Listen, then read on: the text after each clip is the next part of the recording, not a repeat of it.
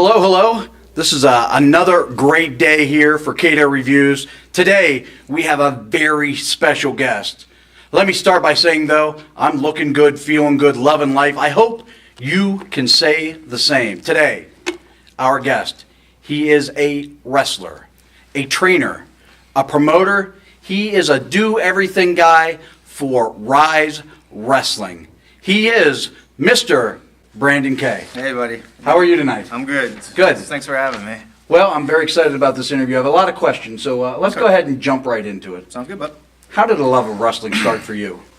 You know, I can't remember because it's always been there. You know, since I was very little, as far back as I can remember. Me and my neighbor, we had those big, I think they were just hard rubber Hulk Hogan dolls and stuff, and we were always playing with those. And then he introduced me to the WWF with pay-per-views and stuff. I think the first one I ever watched was maybe WrestleMania 3. I'm kind of just throwing it out there, in the Saturday Night's Main Event. And I just always loved it, and I don't know where I was introduced to it at, but somewhere in my childhood. It was. Did you have any favorites growing up? Oh, I was a Hulkamaniac. Yeah. I was. I loved Hulk Hogan. I remember the time he got branded, and I was just like, oh no, Hulk. I was very upset. Yeah, I was a big Hulk Hogan fan. So we're going to jump ahead a little bit. Looking back on that now, do you think whenever you became a wrestler, do you think there was any guys that from that era that sort of influenced you as a performer in the ring? Let me think back for a second. Like Ricky Steamboat, because I like the way he moved in that day and age. Or particularly there was a lot of monsters back then, and obviously he wasn't. I like the way, I think I was influenced a lot on how he moved, because like when I started wrestling in Pittsburgh, there was a lot bigger guys, and I felt like I was kind of like Ricky in that situation, trying to get my style in with those guys. So yeah, I think Ricky probably had a pretty good influence on me. Okay, at some point, all the years of watching wrestling, you eventually found out about independent wrestling. How did you find out about it? This is a long story. Great. I mean, we have hours of tape time. Go ahead. Good. So I had a friend in school. His name was Richie Yitzy, and we had a mutual friend, and his name was Muggsy. And again, we were all wrestling fiends, and he was like, "Hey, do you know Muggsy actually wrestles?" I'm like, "For what? For WWF? No, we don't." Because I didn't know about independents. I didn't even know they existed. And like in my world, it was just the WWF. I didn't even know about the NWA really. And I said, "He wrestles?" He said, "Yeah, it's a place called PWX, and Muggsy is Quinn Magnum is you would know him by." And I was like, "Wow, let's go watch him." And we went and we watched him, and man, I fell in love with wrestling all over again. But now I just kind of like wanted to do it. But again, everybody was big, and I'm like, nah, that's just not something. I was 170 pounds. It's not something we do, So after the show, he's talking to Muggsy or Quinn. And I knew Quinn from school, but we didn't talk much. I was a dork, and he was a big guy, so we conversed much. But I was like, "Man, that's so cool. How did you get into that?" And he was like, "Well, I went through the school here." And I don't remember a lot in my career, but I always remember the words he said to me. He goes, "You could do it." And I was like, "Really?" He's like, "Yeah, you could do it. I'll get you into school." And that's how it started. So right after that first event, that was it, huh? That was it. I knew what I wanted to do. I've always been a guy that just jumps feet first into everything, And I wanted to be a fan. I always wanted to be a fan, but man, I was like, I want to do that. That's so cool. So you started right away. I mean, after that show, I mean, how long was the gap in between that show? I don't remember exactly, but I'm pretty sure it was probably a week or two. I mean, I'm sure it was very quick because, like I said, I just jump into stuff, Okay. Well, who did you train with initially? Paul Atlas and Brian Anthony, and they were known as the Raw Crowd, who were fantastic trainers. Paul, I can credit him with a lot of things I thought I'd done well in my career with psychology. Paul just was a fantastic mind for wrestling, What was it like? Let's back up. What year was this? 97. Okay. Somewhere in the middle of it. So what would you say training in those days was like in the early days? How did it go for you? Brutal. It was brutal. Going into that, I'm a small guy, and I'm coming in, and Paul, Paul's a rough guy, and he wanted to make sure I really wanted to do this, so he tested me for a couple months. He wanted to see if I was going to quit or not. And even after the point where he goes, "Hey, you did it. Now you're part of the school." He was still rough. It didn't save nothing after that. But it made me tough. It made me tough mentally. It made me tough physically for wrestling. And wrestling at the time, I don't think it is as much now. Maybe it is. I don't know. But it was a lot rougher on both physical and mental. In my opinion. Were there specific things in the early months of training that you struggled with? No. I want to talk about Quinn again for a second.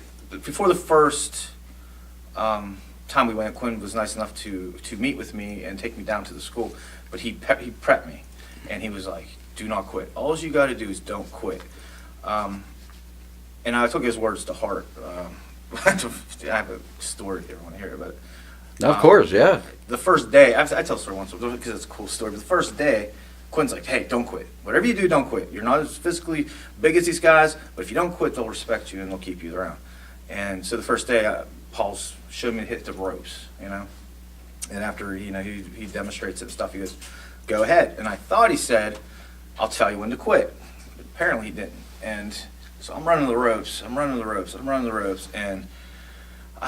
the story's got exaggerated over the years, but I'm pretty sure I ran for about 50, 55 minutes, almost an hour straight, and my back's bleeding because I'm not calloused up for this yet. I'm dripping in sweat. Guys are laughing at me because I'm slowing down, and every time they laughed, I'd speed up because, don't quit, And eventually, I think it was Crusher Hanson, someone goes, "Hey, you going to quit anytime soon?" And I'm like, "He didn't say I could quit." And he was like, "No, I said stop when you were tired." And I, in a completely different sentence, didn't hear it, So to answer your question, I don't feel like it was hard because it was physically hard. I felt like I caught on to stuff fast, but it didn't make it easy, Okay. Between the time you had some training in, it's finally time for your first match. What's your memories of your first match? Who was your first opponent? How far into your training were you? My first actual singles match, because I had like rumbles and stuff, and they're not real exciting stories. My first match was with Chris Corbellic, and you probably know Chris. 450-pound guy, great guy, and he did a hillbilly gimmick. It was awesome. I was scared out of my mind because I was a shy kid. This is the first time I'm going to go out in front of the crowd, and PW actually drew very well back then. And before I go out there, "Hey, cut me up a 5-minute promo, tell them who you are." And I was just like, "Oh my God, I got to public speak. This is going to be terrible." And actually went really well. I went out. The promo was about 5 times longer than the match. The match was like 30 seconds. Chris took care of me, but squashed me up good, and I'll remember that for the rest of my life. Okay, so let's go back in time. Okay. Even better. Let's imagine right over here is a time machine. You today could go back and talk to you in 1997 when you first started training, or even right before your first match. What kind of advice would you tell yourself going forward? That's a tough question because, I've always felt all the mistakes and things I've made me who I am right now. And I'm pretty happy with who I am. I like where I ended up. So I'd be scared to change it. But if, I would say one of the problems I had in my 20s was the rock and roll lifestyle a little bit, drinking too much and doing things I probably shouldn't have been doing. And basically I did that because I was trying to fit in with the guys. I was the small guy, I was the new guy, little pretty boy, and these guys are T-Ranch, the Quinn Mac, all these huge guys. Just trying to fit in. I was like, I'm going to go out and drink with them, And I drink too much all the time with them, trying to drink with these big guys and work out. I think I'd go back and say, listen, just be you and don't try to fit in with doing things that are not you, And I think that'd probably help me out a little bit. Okay, so when I do my research, I always like to ask people about people they've wrestled, and I've looked through what I could find online about guys you've worked. And you've certainly worked some guys that are well known around wrestling. But one thing that really stood out to me, at least in what I saw, approximately 90% of your matches were around Western Pennsylvania throughout your career. Is that probably a fair number, do you think? Not my first 5 years. Okay. I think a lot of stuff's been lost in history because the internet was so new. I'm going to guess you went on that Cage. Yeah, I did. Yeah. It's missing. I don't even think it starts my career till 2000 or something like that. I don't know. But my first 5 years, I was down south a lot. I worked for Wildside and the guy in Nashville, I can't think of his name, Burt Prince and stuff like that. We were in Tampa a lot, Alabama. We worked a lot of shows that probably just didn't make news anywhere. Okay. So my first 5 years, I was on the road a lot. I know that's. But after that, yeah, I think it's fair to say. So let's take it from, say, 2002 to 2012. Let's look at that 10-year period. Yes. Anybody that you talk to around Western Pennsylvania would probably say during that 10-year run in Western Pennsylvania, you are arguably, if not the best, one of the absolute best to do it in the ring during that 10-year period. But you spent the majority of your time here. Why do you think that is?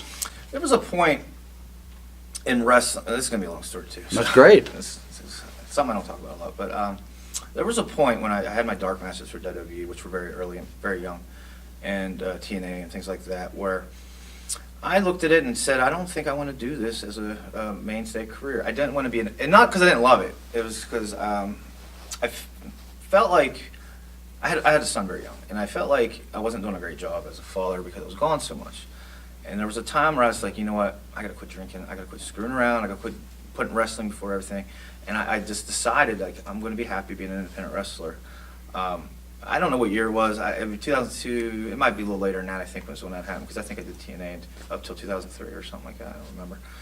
But somewhere around that area, it's fair to say that I made a decision that I'm just going to do it for fun and pursue more of my family life, my personal life, and make that more important to me. Do you have any regrets about that? No, because I love my son, and he just graduated yesterday. I saw, congratulations. And I wouldn't have met my wife, who I just love and adore, who changed me completely. And if I wouldn't have made that decision, I wouldn't have met her. I wouldn't have been in my son's life as much, and I don't regret it. Of course, once in a while you sit here and like, what if, where could I have went?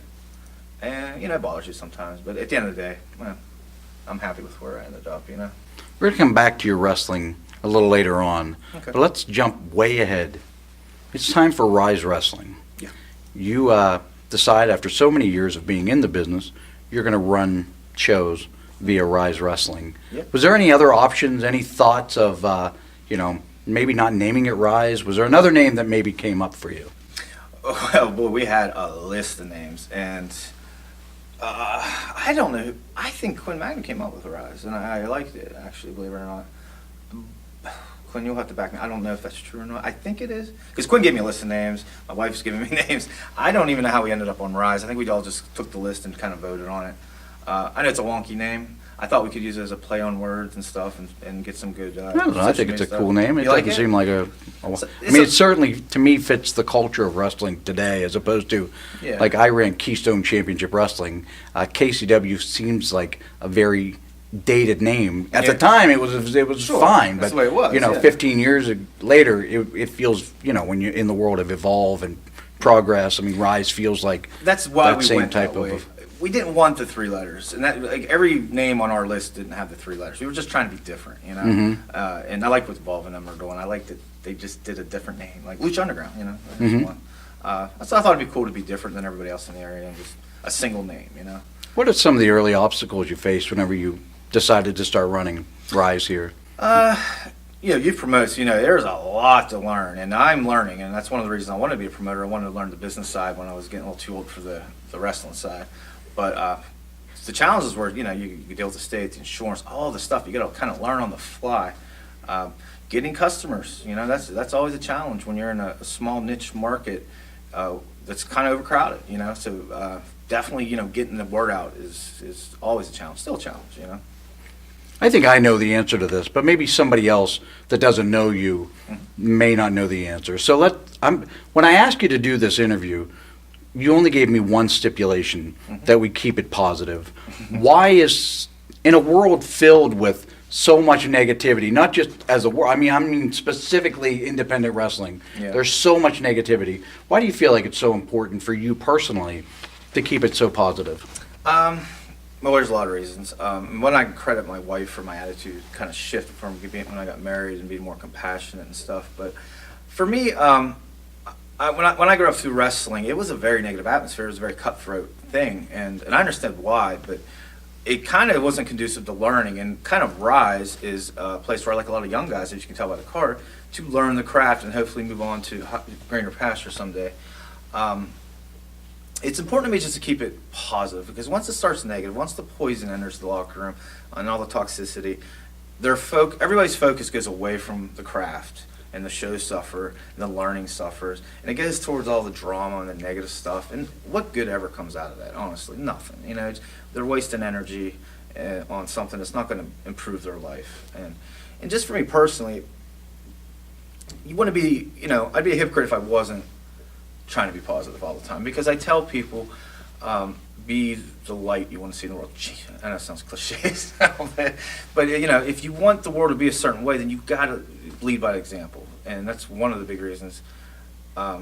I try to stay positive. It's hard, it's a burden sometimes, but I want to be positive because I want everybody to be positive. I want the world to be a happier place for everyone, because you know how it is. It's a crazy place out there right now.